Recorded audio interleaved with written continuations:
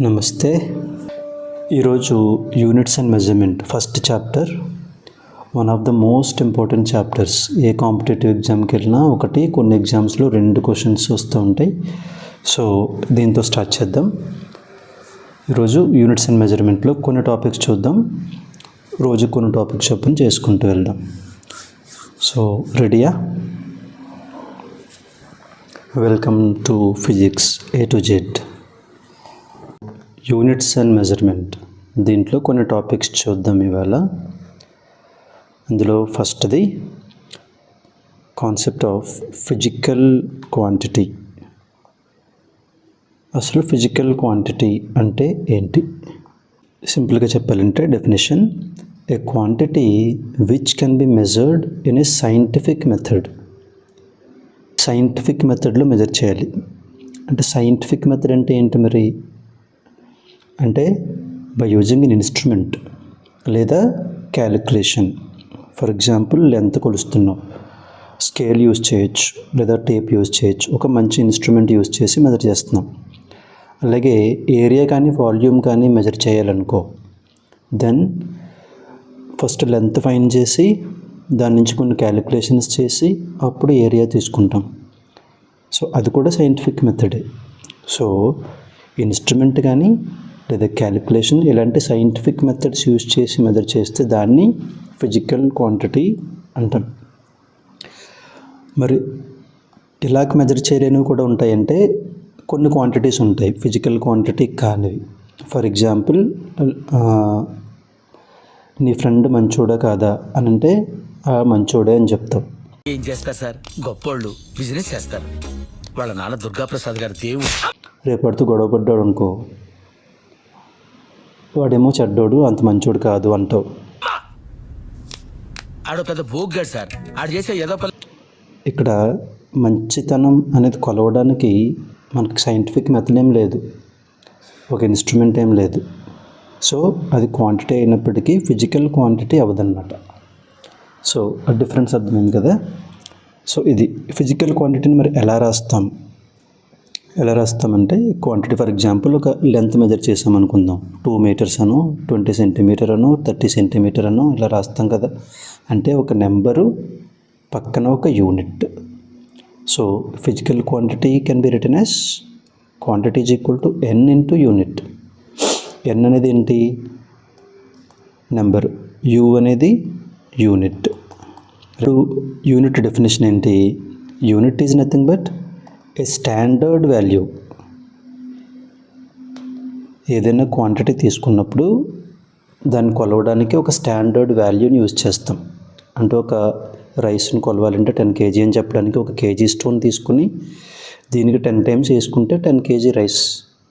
So అలా కొలవడానికి మనం ఒక రిఫరెన్స్ వాడుతున్నాం. ఆ స్టాండర్డ్ వాల్యూని యూనిట్ అంటున్నాం. ఓకే. సో ఈ స్టాండర్డ్ వాల్యూ దేనికి యూజ్ చేస్తాం? Use to compare the physical quantity. So అది యూనిట్. ఆల్రైట్. అయితే ఇప్పుడు quantity number into unit. For example ఒక ఎగ్జాంపుల్ తీసుకుందాము. 20 meter అని అన్నాం. దీన్నే సెంటీమీటర్స్లో రాయొచ్చు కదా, 2000 అని. లేదా 2 meters అన్నాం, 200 centimeters అని రాయొచ్చు కదా. అంటే ఇక్కడ ఏమవుతుంది? మనం యూనిట్ మార్చినప్పుడు పక్కన న్యూమరికల్ వాల్యూ కూడా మారుతుంది. అయితే ఎలా మారుతుంది? యూనిట్ చిన్నదైతే న్యూమరికల్ వాల్యూ పెద్దదవుతుంది, అవునా? So bigger unit means smaller numerical value, smaller unit means bigger numerical value. అంటే ఇండైరెక్ట్గా ఏం చెప్తాం? n పెరిగితే u తగ్గుద్ది. సో n అండ్ u రెండు ఇన్వర్స్లీ ప్రపోర్షనల్ అని చెప్పొచ్చా? ఒకటి పెరిగితే ఇంకోటి తగ్గుతుంది కాబట్టి. సో అలాగే కేజీ గ్రామ్స్ అని తీసుకుంటే, ఫర్ ఎగ్జాంపుల్ 2 kg అని రాయాలి అంటే గ్రామ్స్లో పెట్టామనుకో, స్మాల్ యూనిట్, నెంబర్ పెరగాలి కదా, 2000 grams. So this is the way we write physical quantity. Okay, అయిపోయింది. నెక్స్ట్, ఇప్పుడు ఈ క్వాంటిటీస్లో టైప్స్ చూద్దాం. Types of physical quantities. Okay, మనకు బేసిక్గా 2 types ఉంటాయి. ఫస్ట్ది ఫండమెంటల్ క్వాంటిటీస్. అంటే ఏంటి? ఫండమెంటల్ అంటే ఏం లేదు, a quantity which is independent of other quantities. Meaning ఇది దేని మీద డిపెండ్ అవ్వట్లేదు, దానికి అది ఎగ్జిస్ట్ అవుతుంది, వేరే దాని మీద డిపెండ్ అవ్వకుండా. అది fundamental quantity. For example length తీసుకోండి, లేదా మాస్, టైమ్. సో ఇవన్నీ ఫండమెంటల్ క్వాంటిటీస్ అవుతాయి. ఏరియా తీసుకున్నాం అనుకో, ఏరియా అనేది ఎలా తీసుకుంటాం? లెంత్ ఇంటూ బ్రెత్, అంటే లెంత్ని మల్టిప్లై చేసుకొని అప్పుడు ఏరియా వస్తుంది. సో ఏరియా అనేది ఫండమెంటల్ కాదు కదా, అది వేరే దాని మీద డిపెండ్ అవుతుంది కదా. అలాంటి వాటిని డిరైవ్డ్ క్వాంటిటీ అంటాం, తర్వాత చూద్దాం అవి. సో ఫండమెంటల్లో ఇంకా క్వాంటిటీస్ ఏమున్నాయంటే లెంత్, మాస్, టైం, ఇంకా కొన్ని ఉన్నాయి, అన్నీ ఒకసారి రాద్దాం. ఇంకొకటి థర్మోడైనమిక్ టెంపరేచర్, అంటే మనం జనరల్గా టెంపరేచర్ అని పిలిచేదే సైంటిఫిక్గా థర్మోడైనమిక్ టెంపరేచర్ అంటాం. నెక్స్ట్ది electric current. Electric current units గుర్తున్నాయా మీకు? Next amount of substance. లాస్ట్ది luminous intensity, in other words light intensity అని కూడా అనొచ్చు. ఓకే, వీటితో పాటు 2 సప్లిమెంటరీ ఫిజికల్ క్వాంటిటీస్ కూడా ఉన్నాయి, సప్లిమెంటరీ ఫండమెంటల్ క్వాంటిటీస్. అవి ఏంటంటే అది కూడా చూద్దాం. ఇందులో ఒకటి మీకు బాగా తెలిసిందే, ప్లేన్ యాంగిల్. జనరల్గా మనం యాంగిల్ అనేదాన్నే ఇక్కడ ప్లేన్ యాంగిల్ అంటున్నాం అంతే. ఇంకొకటి సాలిడ్ యాంగిల్. సో ఇవి ఫండమెంటల్ క్వాంటిటీస్. ఇప్పుడు రెండో టైప్ చూద్దాం, డిరైవ్డ్ క్వాంటిటీస్. అవేంటి? వీటిని డిరైవ్ చేస్తున్నాం, వేరే వాటిని యూజ్ చేసి డిరైవ్ చేస్తున్నాం, అందుకని డిరైవ్డ్ క్వాంటిటీస్ అంటున్నాం సింపుల్గా. సో డెఫినేషన్ ఎలా చెప్తాం? The quantities which are derived from other quantities. So fundamental అయిపోయింది, డిరైవ్డ్ అయిపోయింది. డిరైవ్డ్ ఎగ్జాంపుల్స్ ఏంటి? ఏరియా ఇందాక చెప్పుకున్నాం. తర్వాత స్పీడ్ ఎలా మెజర్ చేస్తాం మనం? డిస్టెన్స్ బై టైం కదా. Distance is nothing but length. So length by time. So ఈ రెండింటిని వాడుకొని, ఈ 2 ఫండమెంటల్ క్వాంటిటీస్ని వాడుకొని స్పీడ్ తెస్తున్నాం. So speed is a derived quantity. ఇంకా మిగతా క్వాంటిటీస్ చూస్తే volume, density, momentum, force, work, energy, ఇవన్నీ డిరైవ్డ్ క్వాంటిటీస్ అవుతాయి. సో టైప్స్ ఆఫ్ క్వాంటిటీస్ అయిపోయింది. నెక్స్ట్ ఏంటి? ఇప్పుడు ఈ యూనిట్స్ దగ్గరకు వచ్చేద్దాం.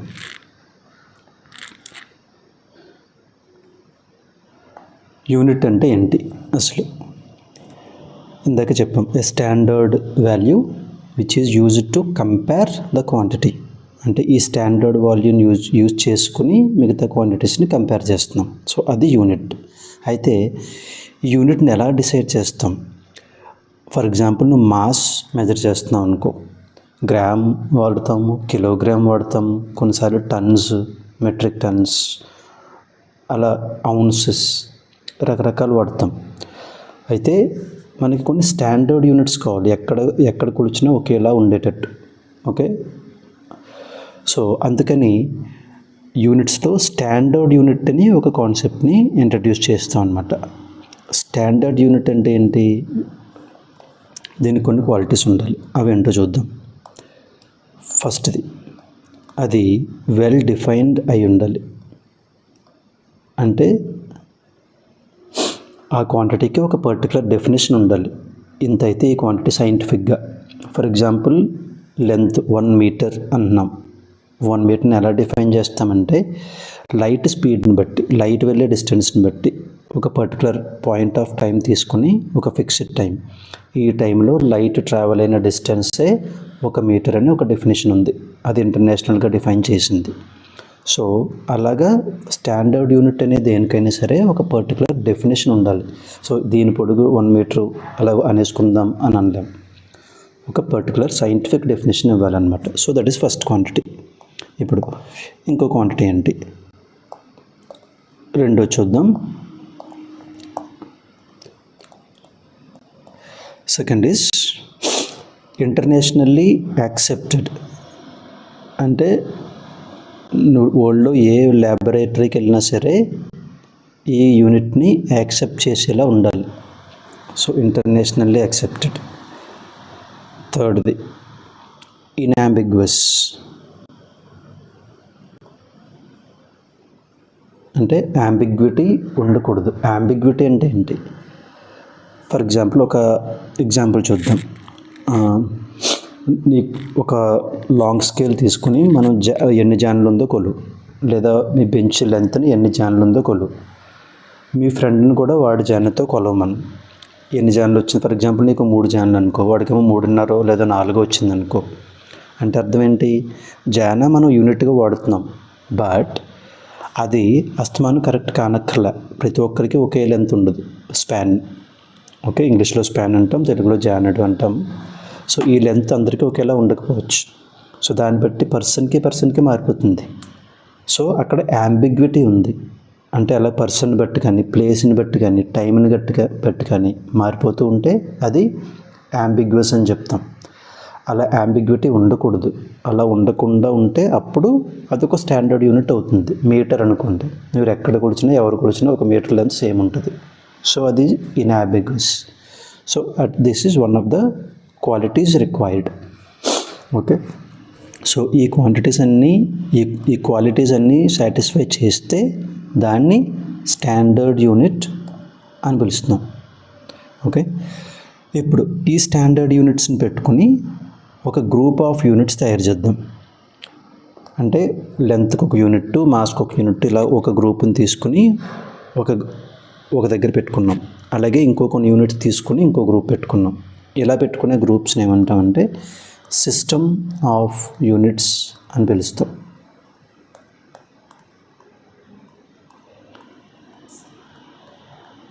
అంటే ఏంటి? సిస్టమ్ ఆఫ్ యూనిట్స్ అంటే ఏం లేదు, a collection of units, in other words a collection of standard units. Okay, అంటే కొన్ని గ్రూప్ ఆఫ్ యూనిట్స్ తీసుకుంటే ఒక సిస్టమ్, ఒక set of units in other words. ఇప్పుడు ఇందులో టైప్స్ ఏంటి? మీకు ఈ నేమ్స్ తెలిసే ఉండొచ్చు. మనకు మెయిన్గా 3 వాడతాం: CGS system, MKS system and FPS system. ఈ 3 ఎక్కువగా వాడేవి. అయితే ఈ సిజిఎస్, ఎంకేఎస్ అంటే ఏంటి ఒకసారి రివైజ్ చేసుకుందాం. చాలామందికి తెలిసిందే, మళ్ళీ ఒకసారి చూద్దాం. సో ఇందులో లెంత్కి, అలాగే మాస్కి అండ్ టైం, ఈ 3ంటికి యూనిట్స్ రాసుకుందాం. సిజిఎస్ సిస్టంలో లెంత్కి యూనిట్ ఏంటి? సెంటీమీటర్, మాస్కి గ్రామ్, టైంకి సెకండ్. అలాగే ఎంకేఎస్ సిస్టంలో లెంత్కి మీటర్, మాస్కి కిలోగ్రామ్, కేజీ, అలాగే టైంకి సెకండ్. రిమెంబర్, కేజీ రాసినప్పుడు కే షుడ్ బి స్మాల్ కే, మీకు అది గుర్తుంది కదా. నెక్స్ట్ ఎఫ్పిఎస్ సిస్టంలో లెంత్కి యూనిట్ ఏంటి? ఫుట్, ప్లూరల్లో ఫీట్ అంటాం. మాస్క్ యూనిట్ పౌండ్, అలాగే టైంకి యూనిట్ సెకండ్. ఈ అన్ని యూనిట్స్కి సింబల్స్ కూడా రాద్దాం. సో మీటర్కి ఎం అంటాం, సెంటీమీటర్, గ్రామ్ ఆల్రెడీ సింబల్స్ రాస్తాం మనం. సెకండ్కి మనం జనరల్గా ఎస్, స్మాల్ ఎస్ సింబల్ వాడతాం. ఫుట్కి ఏం వాడతాం? ఎఫ్టీ. మరి పౌండ్కి సింబల్ ఎల్బి. ఓకే, ఇప్పుడు మీకు క్వశ్చన్. పౌండ్ అనే దాంట్లో ఎల్ అనే లెటర్ కానీ బి అనే లెటర్ కానీ రెండూ లేవు, కానీ ఎల్బి అనే సింబల్ ఎందుకు వాడతాం? తెలిస్తే కామెంట్ సెక్షన్లో చెప్పండి. సో తెలియకపోతే నెక్స్ట్ వీడియో కోసం వెయిట్ చేయండి, అందులో చెప్తా. Okay, right. So now system of units అయిపోయింది. అయితే ఇవన్నీ కొన్ని ప్లేసెస్ని బట్టి, సొసైటీస్ని బట్టి ఈ సిస్టమ్ వేరు ప్లేసెస్లో వేరు సిస్టమ్. ఫర్ ఎగ్జాంపుల్ ఎఫ్పిఎస్ అనేది బ్రిటిష్ సిస్టమ్ అని కూడా అంటారు. అంటే బ్రిటిష్ వాళ్ళు ఎక్కువ వాడేవారు దీన్ని. కోర్స్ వాళ్ళు ఇంపీరియలిజంలో వీళ్ళు ఎక్కువ కంట్రీస్ని ఆక్యుపై చేయడం వల్ల ఆ కంట్రీస్లో కూడా ఈ సిస్టమ్స్ వాడుతున్నారు. ఇప్పుడు మనం ఫర్ ఎగ్జాంపుల్ మనం ఫీట్ వాడుతున్నాం కదా, అలా. సో అయితే ఇది ఇంటర్నేషనల్లీ మళ్ళీ డేటా ఎక్స్చేంజ్ చేసుకోవాల్సి వచ్చినప్పుడు ఒక కన్ఫ్యూజన్ రావచ్చు. ఓకే, ఆ యూనిట్, మీరు ఇచ్చిన యూనిట్ ఎంత, ఆ ప్లేస్లో ఉండే యూనిట్ ఎంత అనేది. సో అందుకోసం నేను ఏం చేస్తామంటే సైంటిఫిక్ మెజర్మెంట్స్ కోసం పర్ఫెక్ట్గా ప్రపంచంలో ఎక్కడికి వెళ్ళినా ఒకే మెజర్మెంట్ ఉండాలి కాబట్టి మనం ఒక కొత్త సిస్టమ్ని ఇంట్రడ్యూస్ చేస్తాం, ఇంటర్నేషనల్గా వాడే సిస్టమ్. అదే ఎస్ఐ సిస్టమ్. అంటే ఏంటి? ఎస్ఐ ఫుల్ ఫామ్ ఏంటి? యాక్చువల్లీ ఎస్ఐ అనేది ఒక ఫ్రెంచ్ వర్డ్. దీని ఫుల్ ఫామ్ రాస్తే ఇట్లా వస్తుంది, సిస్టమ్ ఇంటర్నేషనల్. స్పెల్లింగ్ అబ్జర్వ్ చేయండి, అంటే ఫ్రెంచ్ ప్రొనౌన్సియేషన్ బట్టి రాస్తున్నాం ఈ spelling. System international de units. ఇది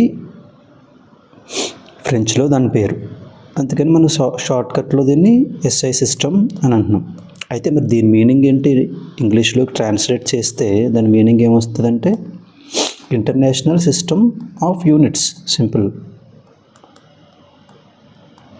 సో ఈ ఎస్ఐ సిస్టమ్ ఎందుకు వాడతాం?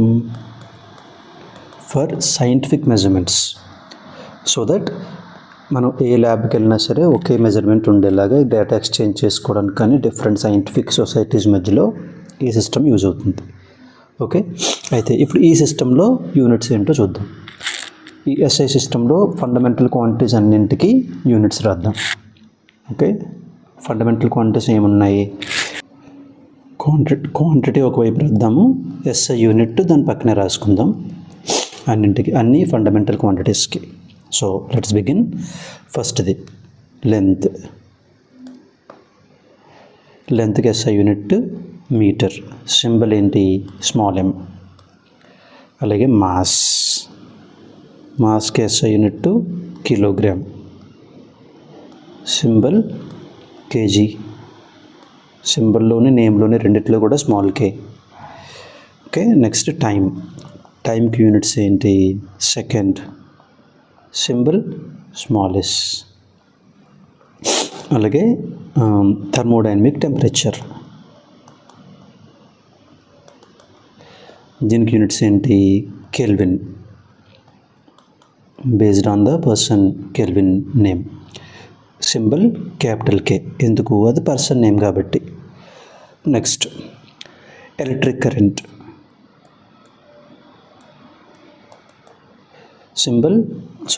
యూనిట్ యాంపియర్, ఇది కూడా పర్సన్ పేరు కాబట్టి సింబల్ ఏ.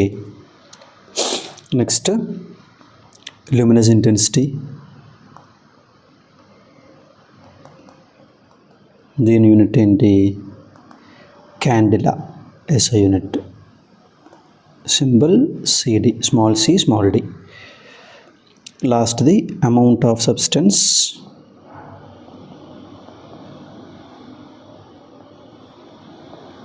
Units mole. సింబాలిక్గా ఎంఓఎల్ అని ఇండికేట్ చేస్తాం. సో ఇవి మెయిన్ ఫండమెంటల్ క్వాంటిటీస్. అయితే రెండు సప్లిమెంటరీ ఫండమెంటల్ కూడా ఉన్నాయి కదా, అవి కూడా రాసేస్తే ప్లేన్ యాంగిల్, యూనిట్స్ రేడియన్స్. అంటే మనం జనరల్గా డిగ్రీస్లో మెజర్ చేస్తాం, బట్ ఎస్ఐ యూనిట్ వచ్చేసి రేడియన్. అలాగే సాలిడ్ యాంగిల్కి యూనిట్ స్టెరేడియన్. సింబల్స్ రేడియన్స్కి ఆర్ఏడి, స్టెరేడియన్కి SR, small S small R. So ఇవి యూనిట్స్ అన్నమాట. ఎస్ఐ సిస్టంలో ఫండమెంటల్ క్వాంటిటీస్ అన్నింటికి యూనిట్స్. ఓకే, అయితే ఇప్పుడు ఒక క్వశ్చన్ వస్తుంది, అసలు సాలిడ్ యాంగిల్ అంటే ఏంటి? ప్లేన్ యాంగిల్ మనం రెగ్యులర్గా వాడుతున్నాము, మరి సాలిడ్ యాంగిల్ అంటే ఏంటి? ప్లేన్ యాంగిల్ని 3 డైమెన్షన్లో ఊహించుకోండి, సాలిడ్ యాంగిల్ వస్తుంది. అంటే ఇలా ఫర్ ఎగ్జాంపుల్ ఒక కోన్ తీసుకుందాం. ఒక కోన్ తీసుకుంటే ఫర్ ఎగ్జాంపుల్ ఇలా తీసుకోండి. మీకు యాంగిల్ అంటే 2 లైన్లు ఇలా తీసుకుని వీటి మధ్య యాంగిల్ ఇలా చెప్పేస్తాం. ఏదైనా 2 లైన్లు డ్రా చేసి ఇలా యాంగిల్ మెజర్ చేసేస్తాం. బట్ సాలిడ్ యాంగిల్ అంటే 3 డైమెన్షన్లో కావాలి కదా. ఇప్పుడు ఇది అబ్జర్వ్ చేయండి. ఈ షేప్ని, కోన్ షేప్ ఉంది కదా, దాని సెంటర్లో అక్కడ ఒక యాంగిల్ ఉంది కదా. అది ఎలా ఉంది? ఒక సర్ఫేసు మీట్ అవుతుంది దాని దగ్గర. 2 లైన్స్ కాకుండా ఒక పెద్ద సర్ఫేస్ ఉంది. సో అలా అక్కడ చూసేది మీరు సాలిడ్ యాంగిల్. సో యాంగిల్నే 3 డైమెన్షన్లో చూస్తున్నాం. సో అది solid angle. Okay, so fundamental quantities అయిపోయి, డెరైవ్డ్ క్వాంటిటీస్ అయిపోయి, యూనిట్స్ అయిపోయి, సిస్టమ్స్లో ఎస్ఐ సిస్టమ్ వరకు వచ్చాం. ఇప్పుడు నెక్స్ట్ యూనిట్స్ రాసేటప్పుడు కొన్ని కేర్ తీసుకోవాలి మనం. అదేంటో చూద్దాం. జనరల్గా కేజీని కొంతమంది క్యాపిటల్ కే అని రాసిస్తారు, but it is wrong. So what are the rules to be followed while writing units? First basic rule వచ్చేసి వైల్ రైటింగ్ ఫుల్ స్పెల్లింగ్ ఎప్పుడు రాసినా సరే యూజ్ ఓన్లీ లోవర్ కేస్, అంటే only small letters. So kilogram అని రాసాం, KILOGRAMలో K అనేది small లెటరే వాడాలి, అన్నీ స్మాల్ లెటర్స్. ఓకే, అలాగే మీటర్ అలాగే స్మాల్ లెటర్స్ రాస్తాం. న్యూటన్ ఇలా రాస్తే కరెక్ట్ అవుద్దా? న్యూటన్ పేరు రాసినప్పుడు అది కరెక్టే, బట్ ఇక్కడ యూనిట్ రాస్తున్నాం కాబట్టి దిస్ ఈజ్ రాంగ్. ఎలా రాయాలి? స్మాల్ లెటర్ రాయాలి, స్మాల్ ఎన్. సో ఇది న్యూటన్. అలాగే ఏది రాసినా సరే ఫుల్ స్పెల్లింగ్ వచ్చినప్పుడు కంపల్సరీ స్మాల్ లెటర్స్ మాత్రమే వాడాలి, simply. Okay, so next rule. మరి సింబల్స్ రాసినప్పుడు ఏం చేయాలి? ఇప్పుడు మనకి 2 కండిషన్స్ ఉంటాయి సింబల్స్ రాసేటప్పుడు. అంటే కిలోగ్రామ్ని కేజీ అని రాస్తున్నాం, మరి స్మాల్ కేనా క్యాపిటల్ ఏనా? What is the actual rule ఏంటి అంటే 2 పార్ట్స్కి విడదిద్దాం. First part, if the name of the unit is derived from a scientist or a person. అంటే ఫర్ ఎగ్జాంపుల్ న్యూటన్ ఉంది, అదొక పర్సన్ నేమ్ నుంచి తీసుకొచ్చాం కదా, అప్పుడు use capital letter or start with a capital letter. అంటే న్యూటన్ ఉంది, ఇప్పుడు కొన్ని రాద్దాం. న్యూటన్ ఫుల్ స్పెల్లింగ్లో స్మాల్ లెటరే, సింబల్ వచ్చేసరికి క్యాపిటల్ ఎన్. అలాగే వెబర్ అని ఇంకో యూనిట్ ఉంది, మ్యాగ్నెటిక్ ఫ్లక్స్కి వాడతాం దీన్ని. సో వెబర్ ఫుల్ స్పెల్లింగ్ రాసినప్పుడు స్మాల్ డబ్ల్యూనే, కానీ సింబల్ రాసినప్పుడు WB ఇలా రాస్తాం. ఓకే, అలాగే pascal unit of pressure, small p, symbol వచ్చేసి క్యాపిటల్ P A. ఓకే, ఇలా రాస్తాం. ఎందుకని? పర్సన్ నేమ్ నుంచి వచ్చినవి ఇవన్నీ. Okay, so first letter capital ఉండాలి వాటిలో. మళ్ళీ పాస్కల్ నేమ్ కదా అని మళ్ళీ తర్వాత లెటర్ క్యాపిటల్ రాయకూడదు, ఫస్ట్ లెటర్ మాత్రమే క్యాపిటల్ ఉండాలి. ఓకే, ఇలా చాలా ఎగ్జాంపుల్స్ వస్తాయి. ఇలాగా జూల్కి ఇలా చాలా ఉంటాయి, ఒక్కొక్క చాప్టర్లోనే కొన్ని చూస్తాం అట్లా. రైట్, ఇప్పుడు నెక్స్ట్ రూల్ ఏంటి? ఒకవేళ ఆ unit not from a name, అంటే పర్సన్ నేమ్ నుంచి డిరైవ్ చేయలేదు, అప్పుడు ఏం చేస్తాం?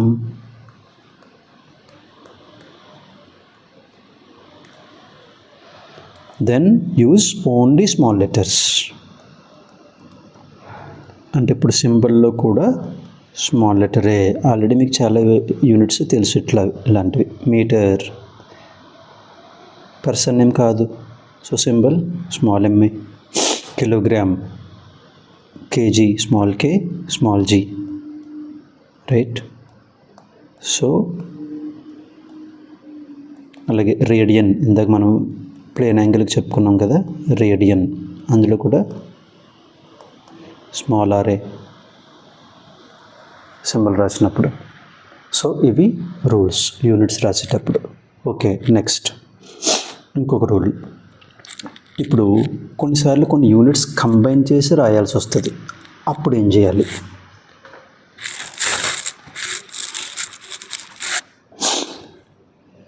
కాంపౌండ్స్ యూనిట్స్ వాడేటప్పుడు ఏం చేయాలి? కాంపౌండ్ యూనిట్స్ అంటే 2-3 యూనిట్స్ కంబైన్డ్ వాడినప్పుడు. ఫర్ ఎగ్జాంపుల్ వర్క్కి మనం యూనిట్స్ జూల్ అని చెప్తాం, అది జౌల్ కాదు, జూల్. ఓకే, అలాగే న్యూటన్ మీటర్ అని కూడా రాస్తాం. మరి న్యూటన్ మీటర్ రాసినప్పుడు ఎట్లా రాయాలి అంటే చూద్దాం. ఇప్పుడు ఇలా రాయాలా లేదా ఇలా రాయాలా లేదా ఇలా రాయాలా ఐఫన్ ఇచ్చి? ఇవన్నీ రాంగ్ అవుతాయి. All these are wrong. ఏం చేయాలంటే న్యూటన్ సింబల్ మనకు తెలుసు, క్యాపిటల్ M ఆఫ్ కోర్స్. ఇప్పుడు న్యూటన్ మీటరు కలుపుతున్నాం. న్యూటన్ అనేది ఫోర్స్కి, మీటర్ అనేది లెంత్కి, డిఫరెంట్ యూనిట్స్ కదా. సో డిఫరెంట్ యూనిట్స్ వచ్చినప్పుడు మధ్యలో స్పేస్ ఇవ్వాలి. అప్పుడు న్యూటన్ మీటర్ ఇలా అవుతుంది, అంటే N space small m. Okay, so what is the rule here? While writing compound units, give a space ఎక్కడ బిట్వీన్ డిఫరెంట్ యూనిట్స్.